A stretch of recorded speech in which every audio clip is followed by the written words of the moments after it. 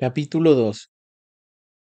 Hollywood, en la década de 1920, ya era una ciudad folclórica y el foco de la fantasía nacional. En aquellos días, las estrellas del cine mudo construían magníficas residencias en las colinas, copias de castillos europeos o de casas solariegas inglesas e incluso de villas del Mediterráneo. La influencia europea era muy fuerte y se importaban artesanos de Europa para crear techos pintados a mano, intrincados mosaicos de azulejos, cornisas talladas a mano, puertas, balaustradas y todas las pródigas decoraciones que adornan estas modernas mansiones reales. Todavía no existía el impuesto sobre la renta. Los estudios pagaban sumas enormes a sus estrellas. Mary Pickford, Charles Chaplin, se decía que obtenían $1 millón al año libre de impuestos. Las luminarias menores pueden no haber sido millonarias de la noche a la mañana, pero ciertamente no tenían que preocuparse por la pobreza. La mayoría gastaba su recién adquirido y al parecer inagotable abasto monetario en satisfacer cualquier capricho que se le ocurriera. Pero estas estrellas también estaban atadas a los estudios de Hollywood, trabajando semanas de 6 días, produciendo filmes de largometraje un mes. Sus derroches marchaban parejo con su desenfreno: mansiones, palaciegas, automóviles costosos, pródigos festejos en la alberca y joyas. Se requería un considerable personal para administrar los palacios de la pantalla de plata, pero no era problema la adquisición de sirvientes. Una vez que se iban los artesanos y los constructores, también los sirvientes eran importados de los países europeos, en donde habían sido adecuadamente entrenados por familias cuyas riquezas eran heredadas y cuyo noble linaje era de más antigüedad. A pesar de su dinero y de su fama, la mayoría de las estrellas era de origen reciente, provenía de familias comunes y de poblaciones pequeñas. No tenían idea de cómo ser las grandes señoras y caballeros de sus propios sueños, de modo que copiaban lo que habían oído de las grandes familias del Este, establecidas en la Revolución Industrial, y eran en gran particular amantes de las formas de la nobleza europea. Algunas incluso copiaban a los personajes de sus propios filmes, pero para lograr esas elegantes fantasías con algún toque de autenticidad, algunos de los que habitaban los recién construidos palacios en la parte sur de California tenían que saber qué tenedor iba en dónde, cómo administrar la casa, planear los menús, elegir los manteles y servir el vino. Ciertamente, la solución más sencilla para ellos era importar sirvientas para administrar las casas, en la misma forma que habían importado antes los artesanos para construirlas. Así, durante los siguientes 30 años, un río de mayordomos y nodrizas ingleses, de cocineros, camareras y choferes escandinavos, alemanes, franceses o italianos, los jardineros japoneses y de muchachos filipinos para servicio doméstico, fluyó a Los Ángeles para enseñar a sus regios patrones la forma de servir como damas y caballeros. Sin embargo, sin importar cuánto dinero ganara, a los actores y los judíos rara vez se les permitía vivir en los distritos modernos de la época. La sociedad miraba de reojo a los nuevos ricos del cine y encontraba la forma de excluirlos con sus vecindarios, clubes privados y campos de golf. Entonces, era natural que estos dioses y diosas del cine mudo en blanco y negro buscaran acomodo en las colinas vacantes de Hollywood, y que unos pocos años después se adentraran más al oeste para construir una ciudad propia y separada, llamada Beverly Hills. Desde las pequeñas ciudades de todo el país, jóvenes esperanzados llegaban a sumarse al número de los aspirantes, los ganadores de concursos de baile y de belleza, cualquiera que lograse destacar en algo que vagamente se pareciera al negocio del espectáculo. Todos volaban a Hollywood en un flujo constante. Cuando llegaban, se encontraban en feroz competencia con los veteranos más maduros de los coros y el vodevil de Broadway, pero seguían llegando, cada quien con un par de dólares y una petaca de sueños. Hollywood también era una pequeña población en los veintes.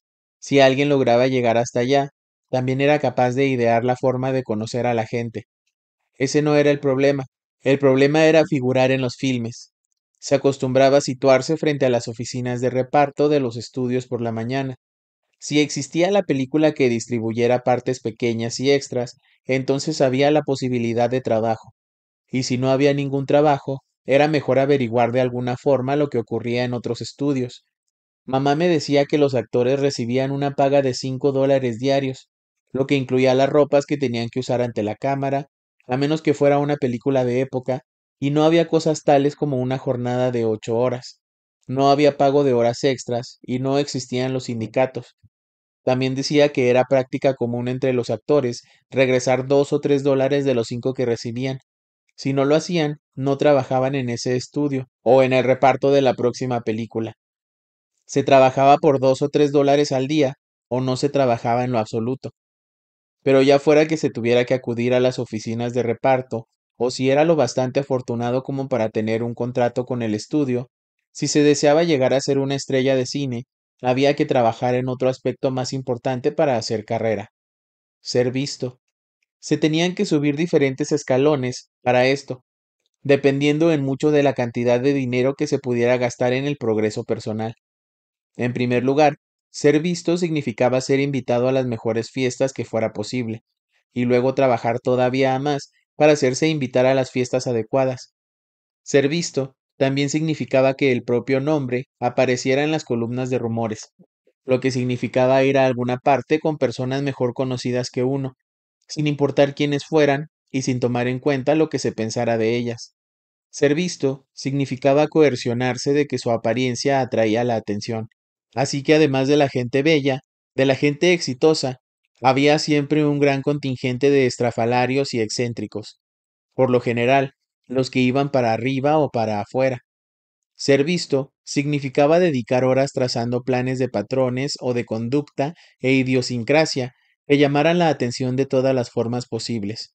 Las entradas y salidas eran planeadas con todo cuidado, comedias de un acto designadas a incrementar el ser visto, asegurarse de que las cabezas se volverían y de que la gente se preguntaría respecto a la identidad del actor. Si no se principiaba por exhibir con un comportamiento neurótico fácilmente accesible, sencillamente había que lograr hacerlo. Si no era posible ejercer una verdadera fascinación, se convertía uno en extravagante. Cualquier cosa era buena para hacerse notar.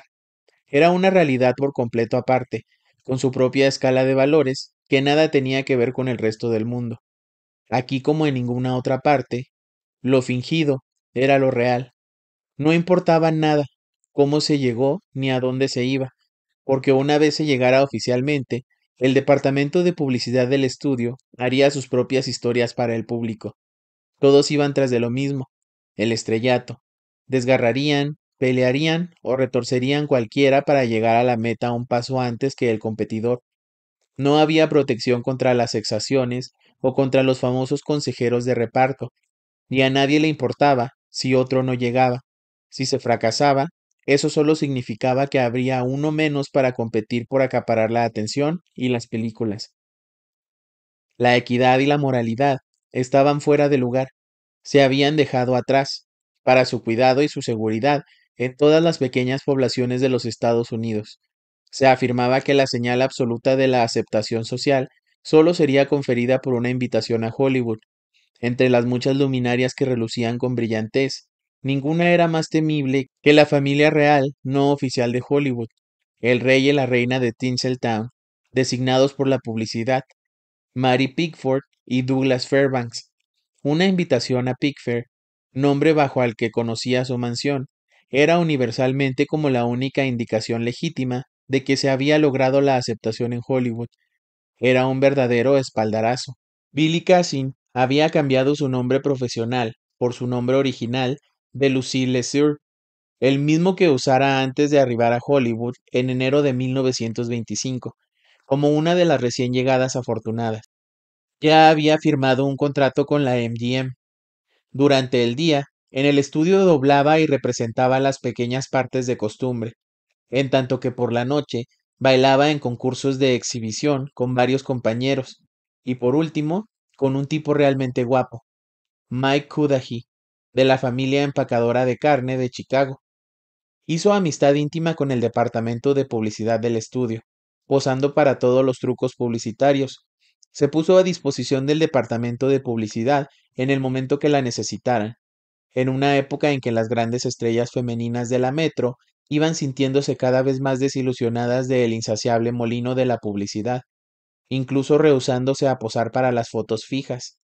Esta publicidad se producía profusamente mes tras mes, creando un revuelo nacional alrededor de la joven futura estrella, Lucille Lesoux, antes de que tuviera la oportunidad de exhibir algún grado de sus habilidades en la actuación. Los héroes incógnitos de su carrera fueron las infanterías anónimas del departamento de publicidad de la MGM. Muchos de ellos dedicaron sus vidas a crear las fabulosas fantasías del estrellato para el resto del mundo. Mamá nunca olvidó su lealtad hacia ellos.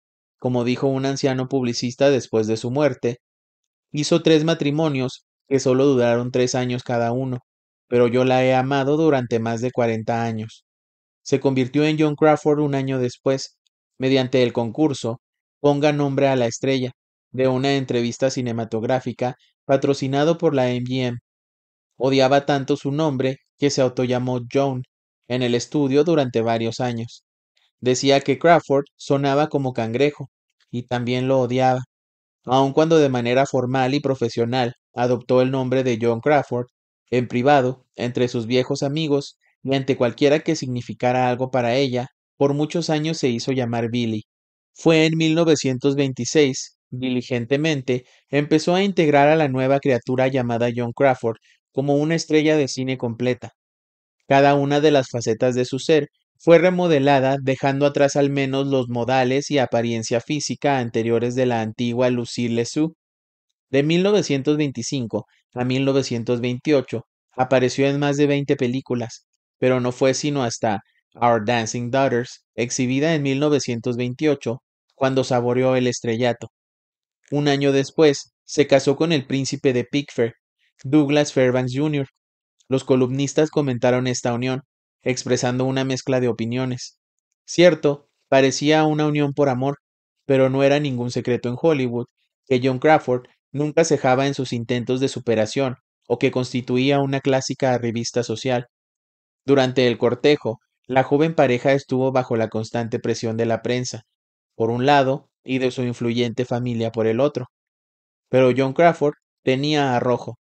No era de las que se rinden sin dar batalla. Se había empeñado en Douglas por más de un año, después de verlo por primera vez en la noche del estreno, en su primer papel principal, en un éxito de Broadway, titulado John Woodley. Le había escrito una carta de fanática, seguida por un retrato de ella, firmado Billy.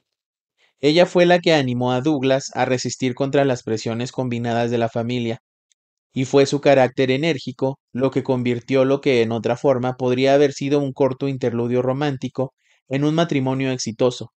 La boda no tuvo la aprobación de Douglas Fairbanks, padre, ni de la madrastra Mary Pickford, pero pese a todo, la joven pareja contrajo matrimonio en la rectoría de una iglesia católica, de acuerdo con los deseos de la novia, que se consideraba católica.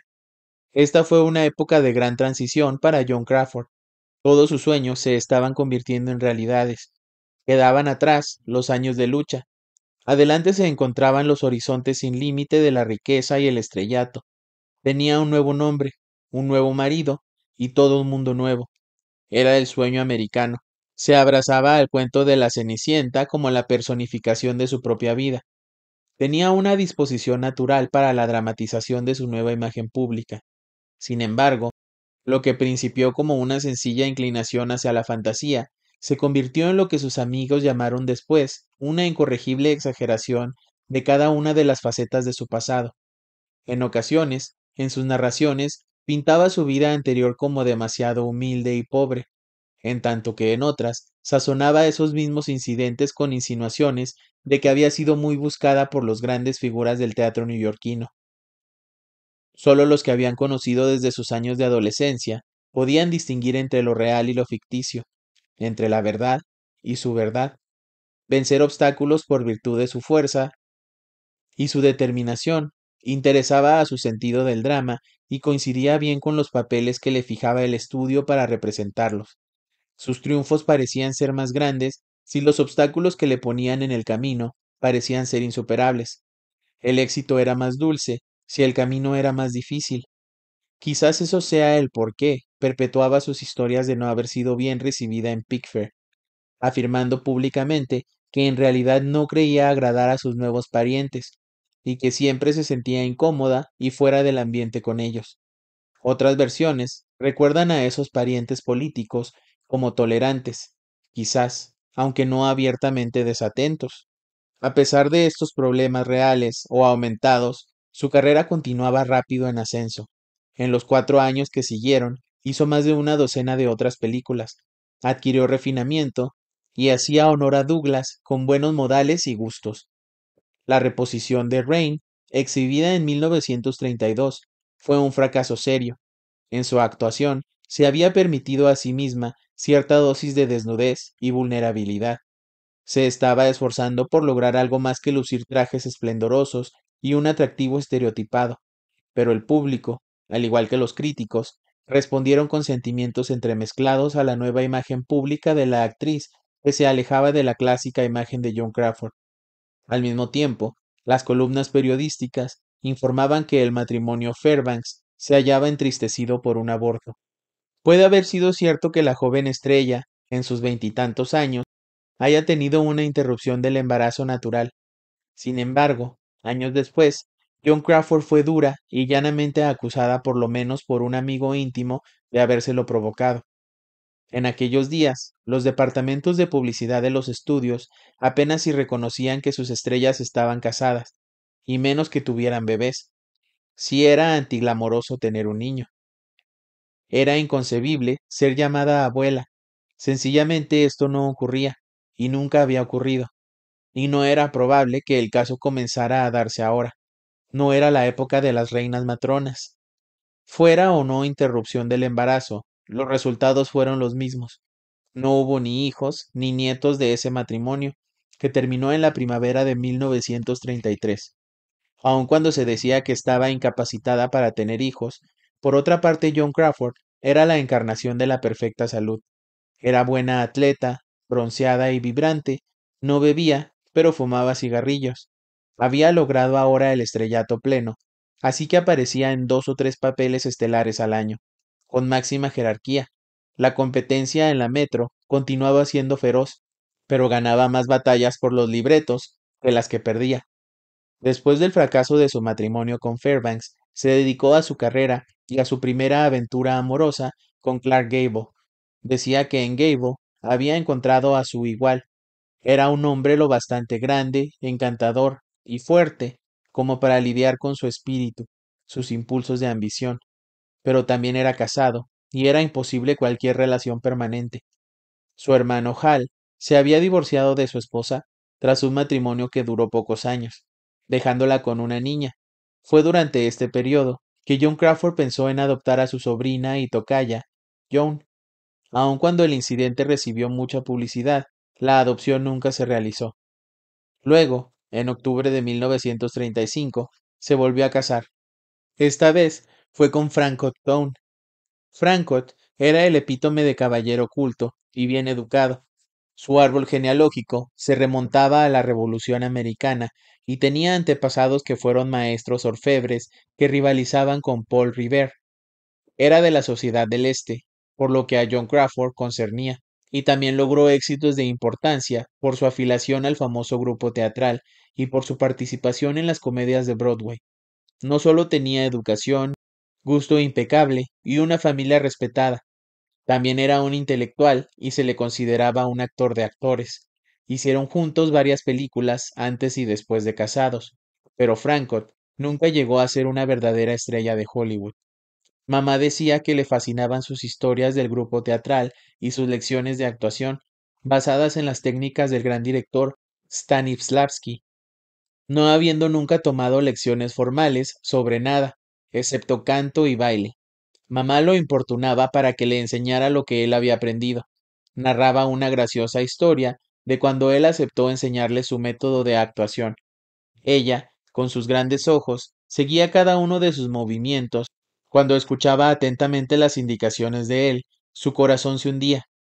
Obviamente Francott había decidido empezar desde el principio. Aunque por lo general no era dado a las bromas pesadas, esto podría ser la única explicación a lo que siguió. Tras una serie de detalles, se puso en claro que lo que Francott deseaba era que ella representara una zanahoria. Tenía que pararse como zanahoria, pensar como zanahoria y sentir como zanahoria. Durante unos minutos, ella lo contempló en un silencio total, en tanto que el pleno impacto de lo que se esperaba de ella se abría paso a su conciencia. No era lo que ella había esperado. Sin embargo, estaba decidida a hacer el intento. Lentamente se puso de pie y asumió la posición de una zanahoria. Nadie supo jamás la duración de su caracterización como un desventurado vegetal, ya que en este punto de la historia estallaba en carcajadas. Dice que le dijo a Franco que eso era ridícula. Nunca le iban a dar el papel de una zanahoria, y no podía imaginar cómo diablos era posible que eso pudiera ayudarla en su carrera o proporcionarle mejores papeles. Ese fue el final de las lecciones de actuación. Ella y Francott vivían en la casa de Brentwood, propiedad de ella, y su amigo William Haynes la decoró con una combinación de muebles antiguos y modernos. Francott había contribuido a su bella valija familiar de plata.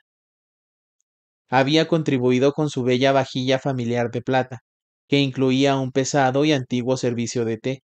El comedor formal tenía anaqueles construidos dentro de toda una pared para proporcionar una exhibición permanente de tan exquisitas piezas. Fue durante los años de este matrimonio cuando mamá se convirtió en experta en vinos y aprendió respecto a las comidas gourmet. Franco le inculcó el aprecio por las bellas artes y la literatura clásica. Ahora sus banquetes eran impecables.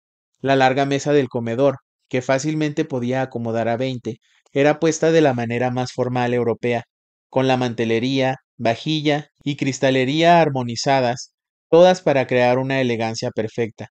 En el sótano frontal había una cava cerrada para los vinos, provista hasta el techo de los mejores vinos que el dinero podía comprar. La muñeca del jazz, convertida en pulida y refinada estrella de cine, por fin se estaba transformando en una dama. Mamá se encontró sola otra vez en una enorme casa vacía de 22 habitaciones, después de dos fracasos matrimoniales, de numerosos intentos para tener hijos y de 14 años en las películas. Y ya no era joven. Públicamente se informaba que su fecha de nacimiento era el 23 de marzo de 1908, pero la abuela me informó que en realidad había nacido en 1904. Eso la hacía acercarse a los 35 en 1939, cuando fui entregada a ella. Mis documentos oficiales sencillamente decían niña, nacida la tarde del domingo del 11 de junio de 1939. Mi verdadera madre era estudiante y mi padre era marinero, y ninguno de ellos quería asumir su responsabilidad por mí. Así que viajé del Hospital Presbiteriano de Hollywood hasta una agencia de adopciones al 426 de la North Bristol Avenue, cuando solo tenía unas pocas semanas de edad. En un 2x3 me convertí en una niña regordeta y sonriente llamada Joan. Mis toallas tenían bordado el nombre de Joan. El marco de plata con las estadísticas de mi nacimiento está marcado Joan, y la pequeña Biblia me fue entregada cuando era una bebé y la pequeña Biblia que me fue entregada cuando era una bebé, decía, a la pequeña Joan. Solo tenía unas semanas de edad y ya iba a ser John Crawford Jr., una terrible responsabilidad. Mi mamá y yo éramos absolutamente inseparables. Me llevaba con ella donde quiera que iba. Dormía en los vestidores y en los escenarios sonoros del estudio. Viajaba con ella desde cuando solo contaba con unos meses de edad. Guardaba cualquier mechón de pelo que cortaran de mi cabeza, todos los dientes que se me caían. Todo era sellado cuidadosamente en sobres y rotulado en sus géneros y rotulado en su generosa escritura. Había regalos para los cuales escribía notas cortas para mi bella niña. Te amo, mi pequeña y linda niña. Notas que yo no podía leer y de las cuales solo estaba enterada ella, quien las guardaba. Durante los meses de mi infancia, me inundó con la efusión interna de amor y afecto que habían estado reprimidos por tantos años. Mejor todavía, no tenía que compartirme con nadie, era solo suya. Ella era mi mamita querida, el manantial de donde fluía todo amor y afecto. Yo era su anhelada niña de cabellos de oro, y a través de su generoso afecto, del cuidado y los lujos que vertía sobre mí, compensaba en parte la pobreza de su propia niñez. Iba a ser la mejor, la más bella, la más lista, la más vivaz, y más especial de las niñas sobre la faz de la tierra. No necesitaba nada. Tenía juguetes, ropa y joyería infantil. Constantemente me tenía en brazos, me miraba y trataba de que creciera mi escaso cabello y formara grandes rizos dorados. Siempre que no me llevaba con ella al estudio, llegaba a casa a tiempo para alimentarme y darme mi baño. Me cantaba canciones de cuna y me mecía para hacerme dormir. En verdad, yo era adorable. También me convertí del todo en una niña mimada. Tenía todo. Mi niñera jugaba constantemente conmigo y me cuidaba. Mi adorable e indulgente madre no podía negarse a darme cualquier cosa que le pidiera. En pago, ella contaba con toda mi devoción. El sol salía y se ocultaba en mi adorada mamita querida. Su risa era música en mi vida, y el eco de los latidos de su corazón, cuando me estrechaba contra ella, me hacía sentirme segura y tranquila. Lloraba siempre que me abandonaba, aunque fuera por un momento. Me colgaba de su falda si había gente nueva a mi alrededor.